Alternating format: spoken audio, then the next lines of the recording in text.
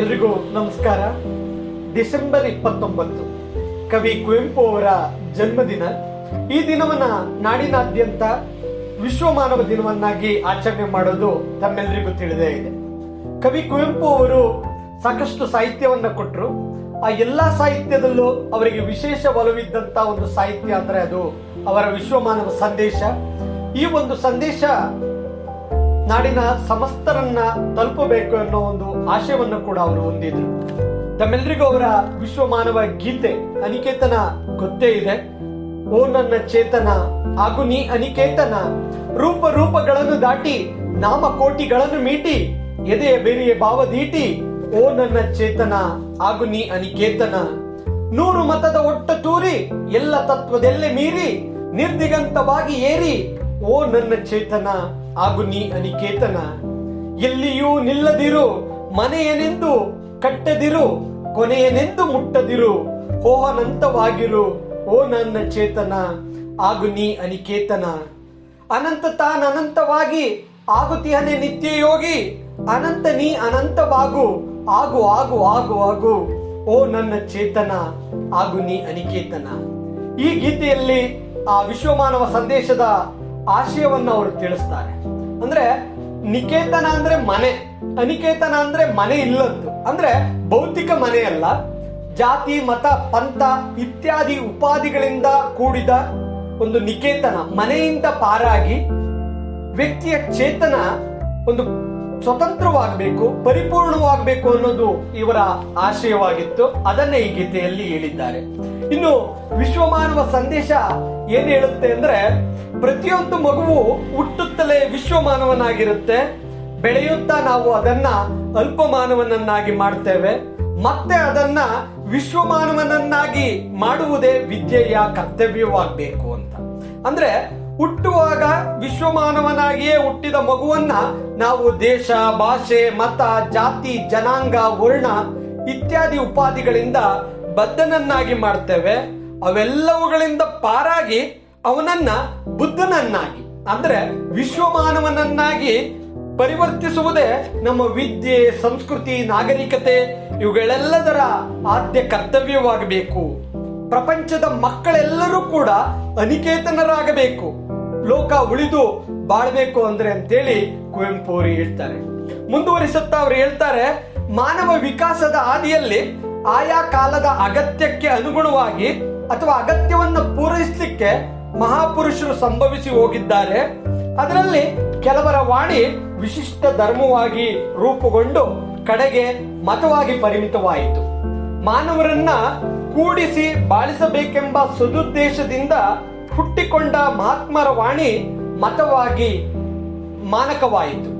ಒಂದು ಯುಗಕ್ಕೆ ಅಗತ್ಯವೆನಿಸಿದ ಧರ್ಮ ಕಾಲಾನುಕಾಲಕ್ಕೆ ಮತವಾಗಿ ನಿರುಪಯುಕ್ತವೆನಿಸಿ ಮತ್ತೊಂದು ಹೊಸ ಧರ್ಮಕ್ಕೆ ಎಡೆ ಮಾಡಿಕೊಡ್ತು. ಹೀಗಾಗಿ ಅನೇಕ ಧರ್ಮಗಳು ಮತಗಳಾಗಿ ಜನತೆಯನ್ನ ಗುಂಪು ಗುಂಪುಗಳಾಗಿ ಒಡೆದಿವೆ, ಯುದ್ಧಗಳನ್ನ ಒತ್ತಿಸಿವೆ, ಜಗತ್ತಿನ ಕ್ಷೋಭೆಗಳಿಗೆಲ್ಲ ಮೂಲ ಕಾರಣವಾಗಿವೆ. ವಿಜ್ಞಾನ ಯುಗದ ಪ್ರಾಯೋಗಿಕ ದೃಷ್ಟಿಗೆ ಇನ್ನು ಮೇಲೆ ಮತ ಮೌಢ್ಯ ಒಪ್ಪಿಗೆಯಾಗೋದು. ಇನ್ನು ವಿನೋಬಾ ಭಾವೆಯವರು ಹಿಂದೆ ಹೇಳಿದಂತೆ ಮತ ಮತ್ತು ರಾಜಕೀಯದ ಕಾಲ ಆಗಿ ಹೋಯಿತು. ಇನ್ನೇನಿದ್ದರೂ ಆಧ್ಯಾತ್ಮ ಮತ್ತು ವಿಜ್ಞಾನದ ಕಾಲ ಬರಬೇಕಾಗಿದೆ ಅಂತ ಹೇಳ್ತಾರೆ. ಈ ಒಂದು ವಿಶ್ವಮಾನವ ಆಶಯ ನೆರವೇರ್ಬೇಕು ಅಂದ್ರೆ ಕುವೆಂಪು ಅವರು ಹೇಳ್ತಾರೆ, ಏನು ಪಂಚಮಂತ್ರಗಳು ಮತ್ತೆ ಸಪ್ತಸೂತ್ರಗಳನ್ನ ನಾವು ಅನುಸರಿಸಬೇಕು ಅಂತ ಕೊಡ್ತಾರೆ.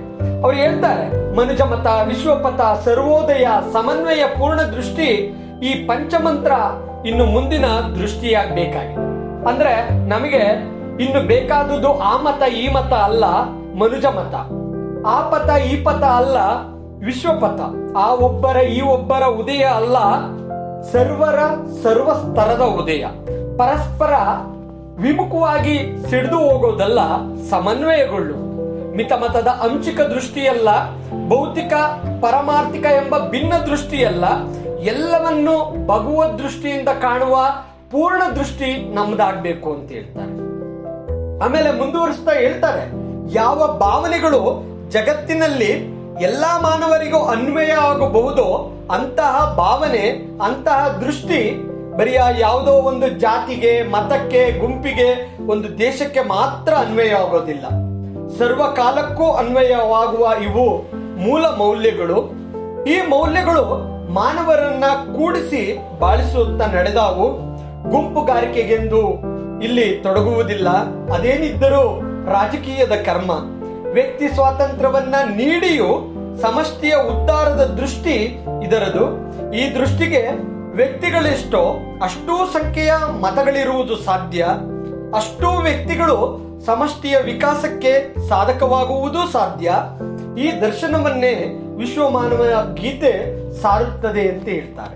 ಇನ್ನು ವಿಶ್ವಮಾನವರಾಗಲು ನಾವು ಸಾಧಿಸಬೇಕಾದ ಮೂಲಭೂತ ಸ್ವರೂಪದ ತತ್ವ ಪ್ರಣಾಳಿಕೆಯನ್ನು ಕೂಡ ಕುವೆಂಪು ಅವರು ಕೊಡ್ತಾರೆ. ಅದನ್ನ ಸಪ್ತಸೂತ್ರ ಅಂತ ಕರೀತಾರೆ. ಅಂದ್ರೆ ಮೊದಲನೇದು, ಮನುಷ್ಯ ಜಾತಿ ತಾನೊಂದೇ ಒಲಂ ಎಂಬುದನ್ನ ನಿರುಪಾಧಿಕವಾಗಿ ಅಂದ್ರೆ ಅನ್ಕಂಡೀಷನಲ್ ಆಗಿ ಸ್ವೀಕರಿಸಬೇಕು.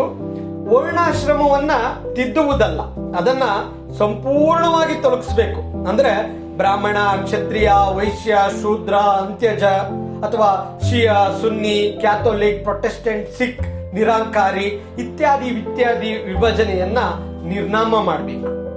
ಆಮೇಲೆ ಎಲ್ಲ ದೇಶಗಳಲ್ಲಿ ಮತ್ತು ಎಲ್ಲ ಮತಗಳಲ್ಲಿರುವ ಜಾತಿ ಪದ್ಧತಿಯನ್ನ ಸಂಪೂರ್ಣವಾಗಿ ನಿರಾಕರಿಸಿ ವಿನಾಶಗೊಳಿಸಬೇಕು.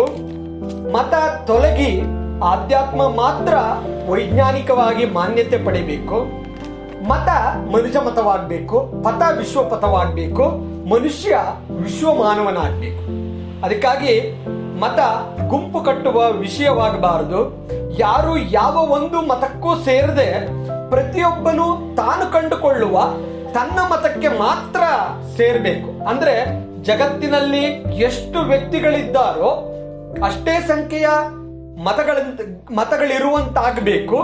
ಯಾರೊಬ್ಬರು ಇನ್ನೊಬ್ಬರ ಮತಕ್ಕೆ ಸೇರಿ ಗುಂಪು ಕಟ್ಟಿ ಜಗಳ ಹಚ್ಚುವಂತಾಗಬಾರದು. ಯಾವ ಒಂದು ಧರ್ಮ ಗ್ರಂಥವು ಏಕೈಕ ಪರಮ ಪೂಜ್ಯ ಗ್ರಂಥವಾಗಬಾರದು. ಪ್ರತಿಯೊಬ್ಬ ವ್ಯಕ್ತಿಯು ತನಗೆ ಸಾಧ್ಯವಿರುವುದನ್ನೆಲ್ಲ ಓದಿ ತಿಳಿದು ತನ್ನ ದರ್ಶನವನ್ನ ತಾನೇ ಕಟ್ಟಿಕೊಳ್ಬೇಕು ಅಂತ ಹೇಳ್ತಾರೆ.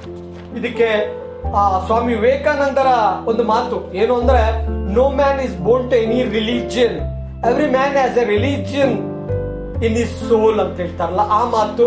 ಮತ್ತೆ let there be as many religions as there are people ಅಂತ ಹೇಳ್ತಾರೆ ಸ್ವಾಮಿ ವಿವೇಕಾನಂದರು. ಈ ಮಾತುಗಳು ಕೂಡ ಪ್ರೇರಣೆಯಾಗಿದ್ದಾವೆ. ಹಾಗೆಯೇ ಅವರು ರಾಮಾಯಣ ದರ್ಶನಂ ಕಾವ್ಯದಲ್ಲೂ ಕೂಡ ವಿಶ್ವಮಾನವ ಸಂದೇಶವನ್ನೇ ಸಾರ್ತಾರೆ.